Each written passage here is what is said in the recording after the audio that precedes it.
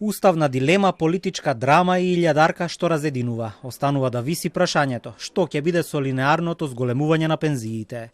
Пензионерите во септември на картичка добија плюс 1000 денари, а во март наредната година треба да има ново линеарно усогласување за уште толку. Но Уставен суд пред помалку од 1 месец одлучи да преиспитува дали зголемувањето од вкупно 2000 денари е во согласност со Уставот.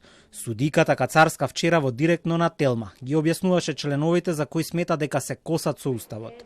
Премиерот Мицкоски денеска праша како тогаш другите линеарни зголемувања се уставни. Јас не сум правен експерт. Не ни пледирам да бидам. Нити пак сум уставен експерт по уставно право. Но ако линеарното зголемување од 1000 денари, кое што треба да го земат пензионерите за март, е неуставно, како тогаш се уставни овие други линеарни зголемувања? Еве, нека ми објасни некој правен експерт како тоа ќе отолкува. Видете, преку правна гимнастика, ние видовме во минатото дека не право станува право. Како ќе бидат уставни претходните 1000 и 2 пати по 2500? Според Кацарска, разликата меѓу двете покачувања на пензиите, она од 2500 денари и ова сегашното од 1000, е во тоа што првото е завршено, а второто е во реализација.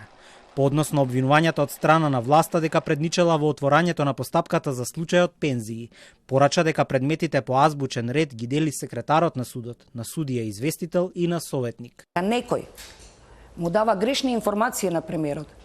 Дали намерно или ненамерно, не знам, но истиот излезе со став дека јас го имам подпишано конечното решение и дека пензионерите ќе ги враќаат тие 5000 денари. Бидејќи премиерот не е по вокација правник, нормално е да не ја знае постапката пред Уставниот суд.